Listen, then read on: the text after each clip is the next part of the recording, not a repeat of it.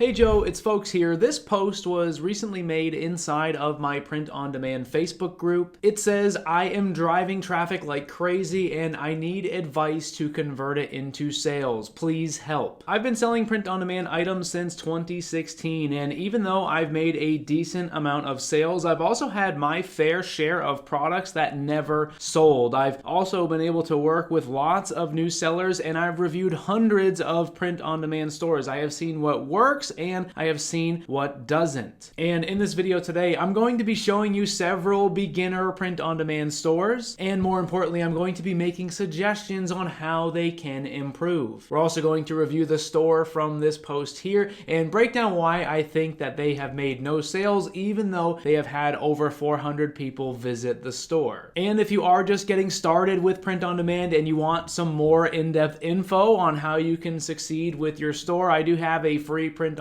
course. It is called POD for Dummies. There is a link down in the description. Inside are over 30 videos showing you how to build your store and get started with social media marketing. Now, the first thing that we're going to be diving into today is how the stores are actually set up. I have 4 stores total. We have this store here that we're going to be taking a look at in this video today. We also have this print-on-demand store here. We also have this print-on-demand store here and this one here. Now, I do have a few more, but when it comes to store setup, these 4 are the ones that we are going to be focused on. Now, this store here is called Lion's Mane Apparel, and this is actually the store from the Facebook post where the store owner was talking about having over 400 visits to the store, but not making any sales. I would say first things first, this store does not have a logo. You can see up at the top here, they just have the default text from Shopify stating the name of the store. The second thing is I think that this store has a poor choice of colors. The entire store kind of feels all over the place when it comes to the color scheme. We have lots of blacks, we have lots of whites, we have lots of default colors. We also have some very bright blues and reds, followed by some yellow text up at the top that does feel a little bit random. Following that to the store product pages, we really don't have much customization here at all. Everything is pretty much left on the default settings, including the way the mockups are presented. There's also no colors present. The add to cart button is hollow. It does not have a color on it. As we continue to scroll, the store feels rather empty, right? You land here on the product page. There's a big, heavy, text-filled product description, hardly any branding at all. And at the top of the product page above the product title, it still says the word Printify, which is the supplier they are getting this apron from. Stores like this are ones that I see quite frequently. This is another print-on-demand store where on the home page here, there's really not much information about the store at all. We have about 12 designs followed by a little bit of text at the bottom. If we navigate to a product page, we essentially see the same thing as well. A big text-heavy description, some product mock-ups, some related items, and the store just ends. The same thing is true with this store here. There is no logo on the store. Again, up at the top, we just have a text-based default version from Shopify. We have a banner, we've got another banner, we've got some products, and then again, the store just ends. Our fourth store that we're going to look at is this one here. Again, we have a little bit of an issue going on with the logo. Something is off with the sizing of it. It is also just a piece of clip art with some text inside of a white square. It's also not centered. You can see how everything is a little bit too high inside of that square. It gives it kind of a sloppy look. We also have some issues, in my opinion, going on with colors. We have a blue color up at the top. We then have black throughout the rest of the store, followed by these white boxes around some of the images throughout the rest of the store. Overall, it does feel very sloppy, and when it comes to information about the brand, we really don't see much at all. We just see design after design after design until the store ends. When you are building your print-on-demand store, you are building a place that is supposed to showcase your brand. Your goal is to capture some sort of a vibe. You should give off some sort of a mood. One of the things that I often talk about with students is that if your store was a person, it should communicate in a specific way. All 4 of the stores that we looked at today do not do that. When it comes to building a homepage, instead of just throwing all of your products on it and making it just product after product after product as you scroll, what you should do instead is treat it a little bit like a brochure. Treating a homepage like a brochure means having some information not only about the products that you sell, but also some information about the products themselves. I'm talking about the quality or the materials or how it's made or any features or benefits that the specific specific products have. You could also focus a lot on talking about your brand. You could detail different things about shipping or about the service that you give, or even some sort of a guarantee that you offer on your items. Mixing those three things together is a great way to turn your homepage into a brochure and make your store feel like it is a credible place to shop. Now, the next thing we're going to talk about is something that I talk about in depth inside of my free POD for Dummies course. What I'm talking about is your designs on your store. This is probably one of the most important parts of the print-on-demand business because this is what people are actually paying for. If you don't have great designs, you're likely not going to have great results. Now, this store here as well as this store here are both making some pretty big design mistakes. The first one is that they are using this outdated style, essentially very plain text with some clip art arranged top to bottom. This is a style that was very popular maybe 10 years ago when print on demand really began to start getting going online. Basically, people began creating these different designs with different quotes in them. They added a couple of pieces of clip art and they arranged it from top to bottom. At this stage, print on demand has been around for a long time. People that are doing well with print on demand are not doing that anymore. This store here is also doing that heavily. You can see that every single one of their designs are basically just text with a couple of pieces of clip art placed on the design from top to bottom. In my experience and in my opinion, this is something that is going to lead to not a lot of sales. The second thing I want to talk about is also on this store here. You can see that they've basically taken these graphics and they've placed them on various print-on-demand items. The mistake is that these graphics are not suitable for the products they are being put on. What I'm talking about is this square American flag graphic. You can see that it has very harsh edges. They've placed it here on this tank top. They've also added it here to this pair of leggings and also this pair of shorts. They also have it on this black tank top as well. A major mistake that a lot of beginners make with their designs is they find a graphic that they like and they just start throwing it on different items, not giving any regard to how it will actually look. It looks sloppy if you leave a graphic with really hard edges like that. Now, the third mistake is actually taking the same design and placing it on dozens of different items. This is a very popular strategy for beginners because it allows them to fill a print-on-demand store. The store that we're looking at here has over 6 pages of designs and many of them are the same design placed on any product they can find. This is not a good strategy. This makes your store feel diluted and makes it feel generic and makes it feel sort of mass-produced rather than unique and exclusive. If you are making print-on-demand designs for multiple different types of products, you should be trying to change them a little bit. Now, one of the most common print-on-demand beginner mistakes that I see is present here on this print-on-demand store. At first glance, many people might look at this and feel like it actually looks good, but that is a mistake to think so because this store here has no purpose. Very similar to this store here, it is going in many different directions at once. Everything from D&D, Dungeons and Dragons, fantasy and mythology, sci-fi, video games, and even sports. As you continue to scroll down, it just has tons of different things across many different niches, some of which are not even actual niches. They are just graphics on a product. Again, contrast that with this store here. We see journals and mugs with pictures of basically fruit on them and butterflies and flowers and really just generic random things. Many times beginners start print on demand and they just start doing random stuff. I always say that every print on demand store needs to do something specific well. I've got lots of videos here on my channel breaking some of that down, but your store's concept is the specific thing that it does well. 9 times out of 10, that specific thing that your store does well is either going to be a niche or a specific type of product. In some cases too, your specific thing could be something like this, basically taking a photo of somebody or of somebody's home and turning it into a work of art. This here is their specific thing that they do well. There are also niche-based stores like this here that create metal wall art for specific dog breeds. And there are also print-on-demand stores like this that focus on one specific product, meaning they are a product-focused store. That is the specific thing that they do well. If you are doing all sorts of randomness on a store called themadmuffin.com, you're likely not going to be able to target a specific group, and you're likely not going to be able to have a successful print-on-demand store. The same thing is true with this store here. The designs may look cute and they may be sort of matching, but at the end of the day, they are quite random. They are butterfly and flower stickers and blankets, and there is no specific niche that they are selling to. I'm not saying that you have to choose just one niche. There are different types of store concepts that you could implement that would allow you to target multiple niches, but what I am saying is that anytime you make a design, it needs to represent a niche. One time I heard that if your target market is everybody, then you don't actually have a target market. And like I said, these couple of stores that I just showed you do not have a clear purpose. My hope in making this video today was to show you examples of some of the common print-on-demand store setups that I see. Every single week inside of my print-on-demand Facebook group, I ask people to share stores for me to review here on YouTube, and every single store that I've showed in this video today was submitted inside of my group. If you are just getting started with print-on-demand, definitely make sure to check out some of my other videos or go through the free POD for Dummies course. I've linked it down in the description. Thank you for watching, and I will see you in the next video.